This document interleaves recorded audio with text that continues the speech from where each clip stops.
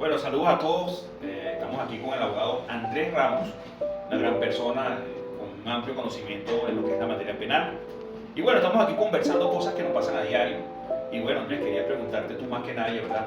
Obviamente todo como ciudadano, cualquier ciudadano hoy día que tiene vehículos, ¿no? Que conduce, obviamente también hay que admitir que hay una tasa de población de vehículos tipo moto a nivel nacional y a nivel mundial.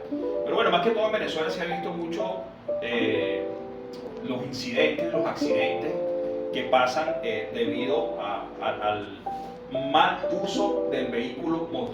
¿Por qué es un mal uso que le dan las personas a la moto? Porque las motos se hicieron para llegar más rápido a un sitio, como un medio de transporte más rápido. Inclusive en muchas ciudades, en muchas metrópolis, la moto es un uso diario que tienen las personas. Vamos a hablar específicamente, siempre tenemos miedo, el conductor de un carro, de tener un incidente o un accidente con una moto, porque siempre nosotros los que manejamos carros siempre salimos perdiendo. Entonces, bueno, a nivel legal, Andrés, ¿qué tú nos puedes sugerir? ¿Qué tú nos puedes aconsejar a nosotros como conductores a la hora de que un conductor tenga un accidente o un incidente con un vehículo tipo moto? Bueno, Jesús, gracias por el espacio, ¿no? Eso que tú comentas es muy cierto. Efectivamente, hoy en día en la sociedad, bueno, vemos un crecimiento bastante importante de lo que es el auge de las motocicletas en los pares viales, en la vía, en nuestra ciudad, en Venezuela y en el mundo. Sin embargo, en base al planteamiento, yo creo que lo que yo te pudiese, de forma general, aconsejar es que entendamos qué es lo que sucede, ¿sabes? Porque fíjate que lo primero que nos llega a la mente es siempre salimos perdiendo. Sí, ciertamente, porque pareciera que es así. Sin embargo, es importante que entiendan que todo en el proceso tiene una naturaleza, ¿no? En el momento que hay un infortunio, un accidente de tránsito, un hecho de tránsito donde resulta lesionado de una forma u otra, o vinculado a una motocicleta, un vehículo automotor, generalmente, en un alto porcentaje, pudiésemos decir un 95% de la persona lesionada, generalmente son los del vehículo automotor, los del vehículo clase moto. ¿Por qué? Porque obviamente tiene mejores defensas que el vehículo automotor. Entonces, ¿qué sucede? En ese momento en que sucede ese hecho, automáticamente se inicia la configuración de un hecho punible. ¿Sí? Un hecho punible o un delito de acción pública que es perseguible de oficio. Normalmente lo que se configura en esos casos es una lesión culposa o un homicidio culposo. Ahí obviamente tratan de mucho más actos más complejos, como un homicidio articulado eventual o incluso un homicidio intencional o preterintencional, en fin. Pero vamos a quedarnos para no profundizar mucho lo que es el tema de las lesiones culposas o homicidio culposo. Entonces, ¿qué sucede? Recuérdate que nuestro proceso penal está regulado por nuestro Código de Proceso Penal. O sea, en el momento que se inicia ese hecho, ¿verdad? Se da pie, como te estaba comentando, al inicio de un delito. Y todo delito contra la persona necesita una víctima. Entonces, nos vamos al punto práctico de que es un choque o un incidente entre una moto y un vehículo donde resulta lesionado el conductor de la moto. En ese momento, nuestra víctima o la víctima dentro del proceso automáticamente pasa a ser la persona que está lesionada. ¿Por qué? Porque si no hay un lesionado, no hay una lesión. ¿Sí? Entonces, al tener ya identificado lo que es la víctima o el débil jurídico en ese hecho, automáticamente los organismos de seguridad del Estado que participan o intervienen en el control de esa situación tienen una ordenanza, un ordenamiento jurídico que los obliga o los impulsa a hacer las diligencias urgentes necesarias. Eso va dirigido a lo que es la identificación de los sujetos activos y pasivos en el hecho. Entonces, cuando nos vamos a la identificación del sujeto pasivo, ya tienes identificado al lesionado.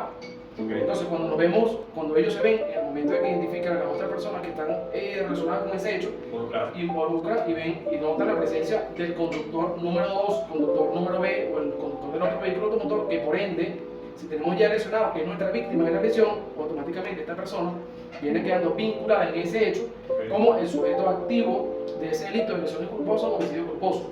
Eso genera, obviamente, una cadena que ya lo que se configura lo que es una aprehensión de forma flagrante porque es un delito que se está cometiendo en ese mismo momento, ¿no?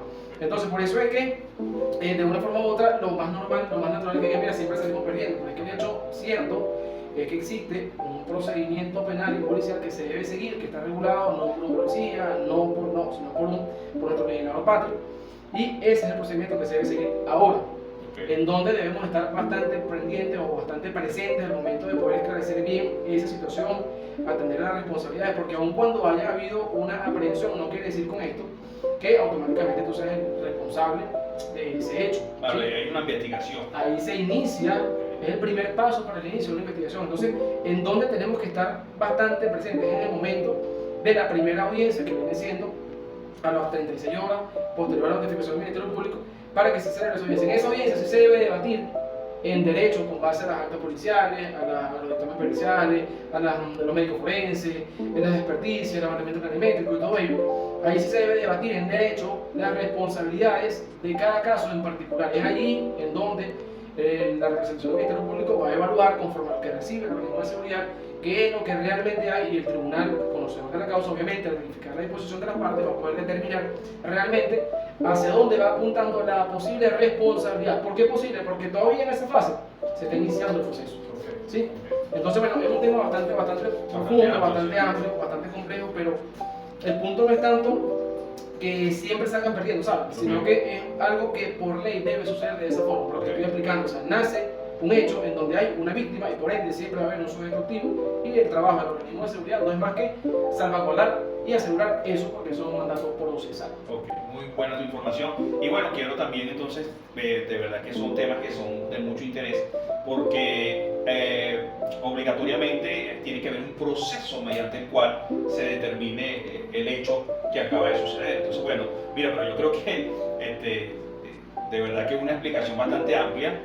Lo mejor que podemos tener nosotros en ese momento es un abogado a la mano, un abogado de confianza que de verdad nos pueda asesorar, porque bueno, tú en medio del accidente o en medio del incidente tú quedas en shock y tú no sabes qué hacer, qué va a pasar, porque tienes miedo de que te vayan a dar privada de libertad y ese tipo de cosas. Entonces bueno, yo sugiero, ¿verdad que sí? Como todos los que me están viendo aquí, que lo primero que tú debes hacer es pelar por el teléfono y llamar a tu abogado. Sumamente importante, porque fíjate que es tanto así que en oportunidades por la premura, por las mismas situaciones, se escapan traer o incluir en ese proceso bastantes aspectos que pueden ser relevantes y determinantes para poder establecer una responsabilidad penal en base a ese hecho. Exacto. Por eso es que desde el principio siempre debes contar con tu abogado de confianza para poder llevar las riendas de la mejor forma. Pues. Sí, porque en muchos casos hasta los involucrados en el accidente se dan a la fuga por el desconocimiento de lo que le vaya a pasar o X, Z, ¿sí? Entonces, bueno, es muy importante eso y bueno, que más que nadie con una persona profesional con conocimiento de eso. Bueno, Andrés, por favor, da tus redes sociales